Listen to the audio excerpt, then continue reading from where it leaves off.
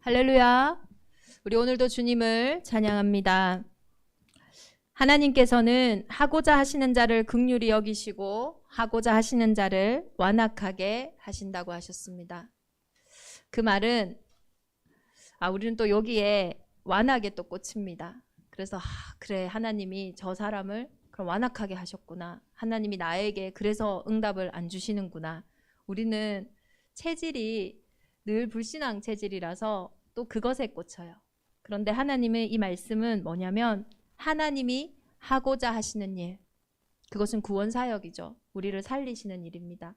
내 인생을 회복해 하시고 우리의 삶을 회복해 하시는 그 일을 위해서는 하나님은 모든 것들을 움직이신다라는 거예요. 그래서 하나님이 하고자 하는 그 일, 하고자 하는 그 자를 위해서는 우리가 실수한다고 그 일이 무산되어지고 우리가 연약하다고 해서 그 일이 무산되어지는 그런 일이 아니라 하나님의 주권적인 사역은 반드시 나의 삶을 통해서 성취되어질 줄 믿습니다. 우리 로마서에서는 끊임없이 반복되어지는 것이 있습니다. 특히 오늘은 바울이 이것을 말하기 위해서 내가 참말을 이야기한다. 이거 진짜 내가 너무 말하고 싶은 거다. 내가 이 말을 하는데 이것을 전달하는데 너무 말하고 싶어서 이게 오히려 나에게 근심이 되어져 있다. 우리가 너무 전하고 싶은데 우리 자녀에게 너무 말하고 싶은데 이게 계속 되어지지 않을 때는 그게 나에게 근심이 되어져 있는 것처럼 큰 근심이 되어져 있다. 내 마음에 그치지 않는 고통이 될 만큼 내가 꼭 전달하고 싶은 것이다. 이것이 우리 이스라엘에게 전달되어진다면 내 생명이 저주를 받아서 그리스도께 끊어질지라도 내가 이스라엘에게 꼭 전달하고 싶은 거다. 그렇게 바울이요 표현하면서 로마서 9장을 열었어요. 그만큼 반복적으로 전달하고 싶은 이것이 뭐냐? 바로 복음과 종교입니다. 로마서는요 끊임없이 이야기합니다. 오직 의인은 믿음으로 말미암아 살리라. 이스라엘에게는요 모든 것이 다 있었어요. 그들의 행위는 절대로 따라갈 수 없었고 그들이 가지고 있는 율법과 그들이 가지고 있는 모든 삶은요 어느 누구도 흉내낼 수 없는 모든 것이었어요. 그런데 그것으로 해결되지 않는 게 있었어요. 그것을 계속 바울은 전달하기를 원했어요. 복음과 종교는요 시작이 다릅니다. 종교는요 사람이 시작하는 거예요. 내가 아쉬워 시작하든 내가 힘들어 시작하든 내가 기대하고 시작하든 그 모양은 다양할지라도 어찌됐든 시작이 사람이에요. 그런데 복음은 하나님으로부터 시작하는 거예요. 로마서는 끊임없이 시작에 대해서 이야기를 하는 겁니다. 만약에 어떤 사람이 우리 권복현 장로님을 보고요 이런 생각이 들었어요. 저분이 연세가 저렇게 많은데 저렇게 미인인 걸 보니까 아마 재산이 어마어마한가 보다. 저분에게 이 재산을 딱 빼앗기 위해서 어떤 사람이 딱 접근을 한 거예요. 그래서 맨날 칭찬해주고 막 좋은 음식 가져다 주고 우리 장로님 아프면요 막 진짜 밤을 새워서 간호해주고 진짜 가족도 자녀도 못할 헌신을 막 했어요. 그래서 어느 날 마음이 열려가지고 진짜 전 재산을 다 뺏겼어요. 시작이요 그 사기치는 그 마음으로 시작해서 아무리 좋은 말, 아무리 좋은 행동을 해도 사실 그 좋은 말과 그 좋은 행동이 진짜입니까? 진짜 아니거든요.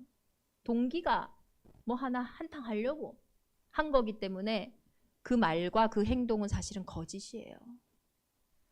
그런 시작을 얘기하는 겁니다. 아무리 사람이 열심을 다해서 하고 내가 노력을 하고 내가 좋은 것을 가지고 했다 할지라도 사람의 시작은요 한계가 있어요. 우리는 억울하죠. 내가 이렇게 최선을 다했는데 왜 이렇게 제자리 걸음입니까? 내가 이렇게 노력을 했는데 내가 이렇게 최선을 다하고 열심히 하고 내가 도대체 잘못한 게 뭔데 왜 이렇게 늘 제자리 걸음입니까? 성경은 그 행동이 잘못됐다고 얘기하는 게 아니에요. 그 열심을 잘못했다고 이야기하는 게 아니에요. 시작을 계속 이야기하는 거예요. 그래서 요한복음 8장 44절에 봤더니 너희는 너희 아비 마귀에게 났다고 하는 거예요. 저는 박종우 아버지와 이성자 어머니에게서 났거든요. 그렇게 말을 해야 되는데 그렇게 얘기하지 않고 너희는 너희 아비 마귀에게 났대요. 언제부터 우리가 그렇게 났습니까? 창세기 3장에 처음부터 딱 등장해요. 뱀. 이렇게 기록하고 있습니다. 뱀은 여호와 하나님이 지으신 들짐승 중에 가장 간교하니라. 간사하고 교활하대요. 계시록 12장 9절에 봤더니요. 큰 용이 내쫓기니 옛뱀 곧 마귀라고도 하고 사탄이라고도 하며 온 천하를 꿰는 자라. 이 옛뱀 곧 마귀가 언제 온 천하를 꿰을까요? 그게 창세기 3장이에요. 우리 인간의 근본은요. 우리의 시작은요.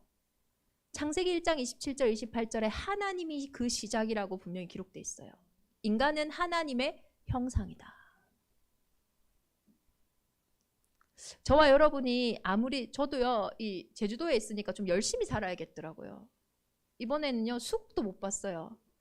제가 수국 참 좋아하는데 수국 보지도 못했어요. 그래서 제주도에서는 좀 열심히 살아야지 계절을 따라 꽃도 보고 좀 하늘도 보고 바다도 보고 이렇게 하겠구나. 근데 이렇게 아름다운 곳에 살아도요. 이 아름다움이 실제 우리를 만족시켜주지 못합니다. 왜? 인간의 근본은 그걸로 만족할 수 있는 존재가 아니거든요. 아무리 내 곁에 좋은 친구들이 많다 할지라도 그때 그 친구와 함께 할 때만 내가 잠깐 만족될 뿐이지 실제로 진실되게 섰을 때는 참 우리에게 채워지지 않는 부분이 많아요. 그것은 그 친구의 잘못도 아니고 나의 잘못도 아니에요. 근본이 우리는 사람이 아니거든요. 근본이라는 거는 생명입니다. 물고기의 생명, 물고기의 근본은 물이에요. 물고기가 아무리 큰 물고기일지라도 우리 여기 바닷가에 가면요 5시, 6시쯤 가면은 양식장에서 이렇게 막 먹이를 이렇게 고기를 내놔봐요. 그래가지고 고래를 엄청 많이 볼 수 있거든요. 아무리 크다 할지라도 물 떠난 물고기는 죽게 되어 있어요. 그 고기가 크기가 작아서가 아니에요. 그 고기가 못생겨서가 아니에요. 그 고기가 근본을 떠났기 때문이에요. 인간은 근본이 하나님입니다. 보이지 않을 뿐이지 하나님을 떠난 인간은요. 숨을 쉴 수가 없어요. 그것을 보고 성경은 죄라고 얘기합니다. 하나님을 떠나 있는 상태. 그리고 이 죄의 상태는 반드시 마귀에게 속한 상태예요. 우리는 스스로 죄를 짓지 않았어요. 마귀는 처음부터 범죄함으로 거짓말함으로써 진리가 그 속에 없도록 진리에 서지 못하도록 하나님의 형상인 우리가 하나님과 함께 하지 못하도록 거짓말하게 만들었어요. 선과 악을 알게 하는 나무 열매 그 행위 때문에 인간이 하나님을 떠난 게 아니라니까요.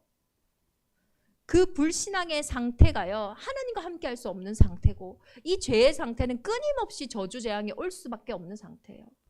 그래서 저를요. 박종우 이성자의 딸 이게 아니라요. 너희는 너희 아비 마귀에게 났으니.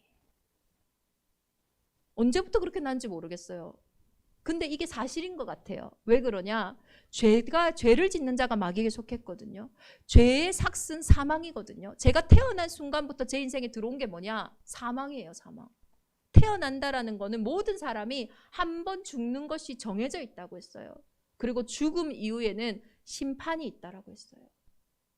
이 땅의 생이 마감되면 끝나면 좋겠지만요. 끝이 아니에요. 심판이 있어요. 그 증거가 뭡니까? 부모의 죄가요. 자녀에게 대물림 되어져요. 그 눈에 보이는 자범죄가 아니라요. 그 영적인 상태가요. 나는 부모의 운명을 닮지 않기 위해서 떨어져서 살았고 부모의 반대의 선택을 계속 했는데도요. 시간이 지날수록 부모의 삶과 닮아져 있어요. 제가 어떤 가정은 봤는데요. 부모와 자녀가 한 번도 만난 적이 없거든요. 근데 스토리가 똑같은 거 있죠. 영적인 것이요. 대물림 되어져요. 그걸 보고 우리는 운명이라고 하고 사주라고도 하고 팔자라고도 해요. 성경에는 죄와 사망의 법이 있다라고 이야기를 한단 말이에요. 이 운명사주 팔자로 인해 우리의 인생에 크고 작은 영적인 문제들이 들어옵니다. 이 상태를 해결하기 위해서 발버둥 칠수록 그 두려움과 그 갈급함을 해결하기 위해서 발버둥 칠수록 나에게 오는 크고 작은 삶의 문제들이 있다니까요. 그걸 보고 성경은 영적인 문제라고 해요. 영적인 문제의 특징은 뭡니까? 절대 불가능해요. 내가 죽은 문제이기 때문에요. 죽은 자가 어떻게 거기서 빠져나올 수 있겠어요? 절대 못 빠져나와요. 영적인 문제는요, 눈에 보이지 않는데 눈에 보이는 문제로 드러나 있어요. 우리 학생들 가운데요, 그런 말 해요. 목사님, 저는요, 이거 진짜 열심히 하는데요, 성적이 잘 안 나와요. 아니, 열심히 하면 성적이 나와야 되잖아요. 왜 안 나올까요? 뭔가 영적인 부분에요, 딱 한계가 있어요. 그러니까 그 부분이요, 깨지지가 않는 거예요. 그러니까 열심히 하지만 그 부분이 딱 막혀 있으니까요, 결과가 나오지가 않는 거예요. 저는 참 이상해요. 사람들하고 지내다 보면은 1년, 2년, 신기하죠? 3년 사람들이 나를요, 못 견뎌내요. 3년만 되면 사람들이 다 떠나요. 자아가 강한 사람은요, 역시 세상에는 믿을 놈이 하나도 없어. 얼마나 부정적으로 변하는지 몰라요. 사람은 믿을 게 못 돼. 자아가 약한 사람은요, 내가 뭐 잘못했나? 내가 뭐 실수했나? 나는 뭐 할 수 없나? 그렇게요, 영적인 문제로부터 우리의 삶에요, 크고 작은 문제들로 우리의 성격과 우리의 삶이요, 다 장악되고 있어요. 그게 죄와 사망의 종로로 타는 겁니다. 히브리서 2장에는요, 일평생 죽음의 세력을 잡은 자 마귀를 통하여 우리를 종로로 타게 한다고 했어요. 생육하고 번성하고 충만하고 정복하고 다스리라고 최고의 축복을 받은 하나님의 형상들이요, 사람에게 종로로 타고 생각의 종로로 타고 마음의 종로로 타고 내 스스로에게 종로로 타서 미래도 잃고 과거도 잃고 오늘도 완전히 사로잡힌 채 살아가고 있다니까요. 그게 심각하게 드러난 사람들은 정신문제로, 그게 심각하게 드러난 사람은 중독의 문제로, 삶의 문제로 드러날 뿐이지, 실제로 성경은 모든 사람이 죄를 범하였음에 하나님의 영광에 이르지 못하더니 이 상태 가운데 있댔어요.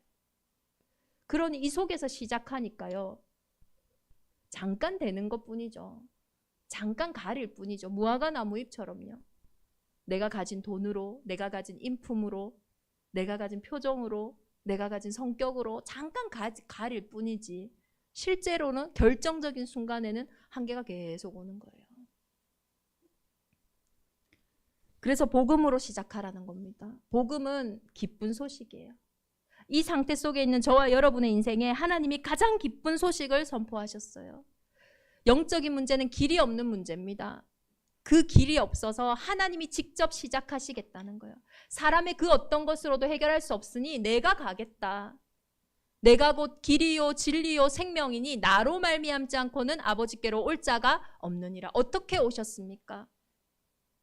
여자의 후손으로. 사람을 위해서 사람의 몸을 입고 오셔야 되기 때문에 여자의 후손으로 오신 거예요. 그리고 그분이 우리의 죄 문제를 해결하시기 위해서 죄의 삭슨 사망이니까요, 죄 없는 그분이 우리를 십자가에서 섬기심으로 이제 다시는 우리가요, 정죄함이 없도록. 그래서 그리스도 예수 안에 있는 자에게는 결코 죄를 묻는 게 없다, 정죄함이 없다. 생명의 성령의 법이 죄와 사망의 법에서 너를 해방하였음이라. 우리가 다시는요, 죄의 종로로 달 필요가 없어요. 분명히 선언하셨거든요. 그 증거로 어떻게 하셨습니까? 나는 부활이요 생명이니. 지옥 배경을 이기시고 이제는 마귀의 일을 멸하시고 참 우리의 인생의 왕이 되신 거예요. 그래서 이제는 이 예수가 그리스도라는 이 복음을요, 아는 수준에 머무르면 안 돼요. 정말로 이 복음으로요, 시작해야 합니다. 적극적으로 확실하게 복음으로 시작해야 돼요. 나의 삶의 많은 방법과 길에서요. 우리 산업인들은요, 돈 버는 길도요, 이제 그리스도 안에 있는 길에서 찾아야 돼요. 우리 후대들은요, 공부하는 길도요, 이제 그리스도 안에서 찾아야 돼요. 내가 문제를 해결하고 갈등을 해결하는 그 길도요, 그리스도 안에서 찾아야 돼요. 정말로 모든 것들이 복음 안에서 나온다면 이제는 내게 능력 주시는 자 안에서 내가 모든 것을 할 수 있는 거예요. 이것이 절대 주권이에요. 내 인생에 하나님은 주권적으로 개입하기를 원하시는 겁니다. 그래서 절대 주권은요, 막연한 단어가 아니에요. 그런데 우리는요, 이 절대 주권을요, 아주 막연하게 생각해요. 심지어 이 절대 주권을요, 불신앙합니다. 어떻게 해요? 하나님의 계획인데 내가 할 게 뭐 있어? 다 하나님의 뜻대로 된다고 했는데 내가 해봤자 뭔 소용이야? 혹은 절대 주권이니까 우리는 그냥 뭐 기계에 불과하네? 전도에서도요, 절대 주권을요, 어차피 하나님 뜻대로 내가 아무리 전도해도 구원 안 받을 사람은 안 받고 구원받을 사람은 구원받을 텐데. 절대 주권은요, 불신앙하라고 주신 것이 아니에요. 절대 주권은요, 놀라운 하나님이 이 땅에 어떻게 개입하셔서 어떻게 성취해 가시는지 그 임마누엘을 누리는 최고의 비밀로 우리에게 주신 거예요. 그래서 사단은 지금도 할 수만 있다면 이 주권을 통해서 속이고 주권을 통해서 하나님을 자꾸 떠나게 만드는 겁니다. 그래서 절대 주권이 나에게 임하는 방법은요, 십자가의 도밖에 없어요. 이번 한 주간 왜 절대 주권인가? 왜 하나님이 100% 하셔야 되는가? 이것을 제가 묵상해 봤거든요. 절대 주권은 100% 내가 한다는 거거든요. 이 역대상 29장 10절에서 12절에 보면요, 다윗이요, 절대 주권을 표현할 때 모든 것이 하나님께 속하였다. 부하기도 하나님께 속하였다. 사람을 크게 하고 작게 하는 것도 다 하나님께 속하였다 하였거든요. 이 적극적으로 하나님이 왜 다 하나님께 속하여야 했느냐? 그 이유가 뭐냐? 내가 해도 되는 문제가 아니기 때문이에요. 분명히 기록되어 있습니다. 나의 원함도 나의 다른 박질도 소용이 없다고요. 왜냐? 그걸로 해결되는 문제가 아니기 때문이에요. 죄와 허물로 죽었다고 했어요. 죽은 자가 움직이는 거 보셨습니까? 죽은 자의 다른 박질도 죽은 자의 원함으로도 해결되는 영적인 문제가 아닙니다. 그래서 오직 긍휼히 여기시는 하나님으로 말미암은 것이니라. 왜 절대 주권이어야 하냐? 우리의 상태가요, 하나님이 먼저 시작하셔야 되는 상태이기 때문이에요. 이 구원을 절대 우리로는 시작할 수 없는 문제이기 때문이에요. 그래서 절대 주권이 나에게 임하는 방법은 십자가의 도가 멸망하는 자에게는 미련한 것이요, 구원을 얻는 우리에게는 하나님의 능력이라. 왜 예수가 여자의 후손으로 오셔야 하는지, 왜 그리스도가 십자가에 그렇게 진짜 조롱받으시면서 죽으셨잖아요. 우리가 죄인 되었을 때 죽으셨잖아요. 예수님 제발 우리를 구원해 주세요. 이런 이스라엘 민족들 아무도 없었어요. 예수님 이단이라고, 네가 유대인의 왕이냐고, 그럼 십자가에서 살아보라고. 그런 조롱과 핍박 속에서 왜 십자가에 그렇게 죽으셔야 되는지, 그리고 아무도 그 부활을 의심하는 자들이 있는 그 속에서도 부활하셔야 하는지, 그 십자가의 도가 멸망하는 자에게는 미련한 것이요, 구원을 얻는 우리에게는 하나님의 능력이라. 그래서 예수가 그리스도 되시는 이 사실이 우리의 삶의 모든 부분에 주권적으로 확인되어질 때에 우리는 실제적으로 나에게 하나님의 은혜가 회복되어지는 겁니다. 그때부터요, 예수 그리스도가 이 땅에 오심으로 역사가 이 BC와 AD로 나눠진 것처럼 어쩌면 내 인생의 히스토리도요, 시작되어지는 거예요. 그 그리스도를 만난 이전과 그 그리스도를 만난 이후로 달라지는 겁니다. 그리고 절대 주권이 이제는 우리의 현장에 임하는 방법이요, 전도예요. 이 하나님의 주권적인 사역이 부와 기가 그리고 사람을 크게 하시고 강하게 하심이 내 가정에, 내 업에, 내 미래에, 내 후대에 임하는 유일한 길이요, 사실 전도밖에 없어요. 그래서 하나님의 지혜에 있어서는 이 세상이 자기 지혜로 하나님을 알지 못하므로, 이 세상 지혜는 그냥 약육강식밖에 없는 거예요. 그 정도 수준으로 살아가는 겁니다. 그러나 하나님은 전도에 미련한 것으로 구원 얻기를 기뻐하시니라. 전도가 미련하다고 하나님도 말씀하시는 거예요. 미련한 겁니다. 그래서 전도는요, 때와 시기가 없어요. 내게 답이 있다고 해서 믿어지는 것도 아니고, 내가 답이 없다고 해서 안 믿는 것도 아니에요. 하나님이 하시는 거기 때문에. 복음이 100% 하나님의 것인 것처럼 영혼 구원도 100% 하나님의 것이에요. 그 절대 주권을 나의 현장에서 확인하고 인정하는 그 사람을 통하여 나의 현장에 하나님의 시간표가 회복되어지는 줄 믿습니다. 그래서 이번 한 주간 이제는 내 인생에 이 절대 주권을 회복하는, 내 현장에 이 절대 주권을 회복하는 치열한 싸움이 저와 여러분의 현장에 시작돼야 될 줄 믿습니다. 그때야 하나님의 나라가 임하는 거예요.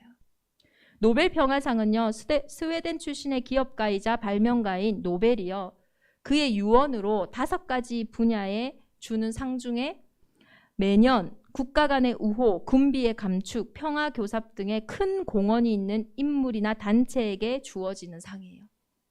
근데 이 상은요, 세계 평화를 위해서 유의미한 싸움을 치열하게 한 사람한테 주는 거예요.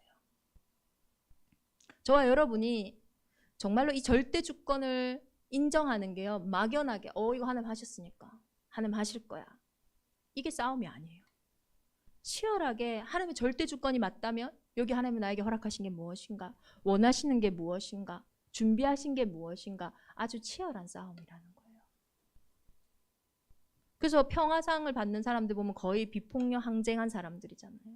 다들 폭력으로 해결하는 게 쉽지, 그 폭력하는데 나는 비폭력을 하겠다라는 것이 사실 더 어려운 거거든요. 눈에 보이는 거, 먹음직하고 보암직하고 탐스러운 것들로 지금도 우리를 속이는 이때에 이 영적인 사실을 보고 나의 현장에 보이지 않는 하나님을 보고 따라가는, 정말 아브라함의 이 이삭에 대한 부분들이 계속 나오거든요. 절대 불가능한데 내 씨로 말미암아 천하 만민이 복을 받을 것이라, 이 약속의 자녀가 진짜 자녀다, 이게 절대 주권이거든요. 이것을 싸우는 우리 대정임만의 온 교회가 되기를 예수 그리스도의 이름으로 축원합니다. 그래도 이 싸움이 저와 여러분에게 가장 의미 있는 이유는 뭐냐? 다 이루셨기 때문입니다. 그래서 그 작은 자가, 그 약한 자가 강국을 이루는, 이미 이긴 그 싸움에 주역되어지는 온 교회가 되기를 예수 그리스도 이름으로 축원합니다. 우리 주신 말씀 붙잡고 이 시간 합심으로 함께 기도하겠습니다. 하나님께서 하고자 하시는 자입니다. 하나님은 저와 여러분을 하나님의 상속자로 세우실 거예요. 저와 여러분을 통하여 그리스도가 유일한 길이 되신 것처럼 우리의 가정과 가문에, 이 지역에 유일한 사람들로 세우실 거예요. 그리스도가 운명을 바꾸는, 시대를 바꾸는 완전한 이름이 되신 것처럼 우리의 업을 통해, 우리 가정을 통해 이 시대의 운명을 바꾸는 그 일을 하실 거예요. 정말로 그리스도가 사단의 일을 이긴 유일한 왕이 되신 것처럼 빛이 가는 여러분의 길에 어둠이 떠나갈 줄 믿습니다. 하나님께서 하고자 하시는 자, 하나님 나에게 하나님의 긍휼을 부어 주옵소서. 그래서 십자가의 도가 능력으로 보여지고 전도에 미련한 것으로 구원 얻기를 기뻐하시는 그 하나님의 은혜 속에 우리의 오늘이 있게 하여 주옵소서. 우리 합심으로 함께 기도합니다.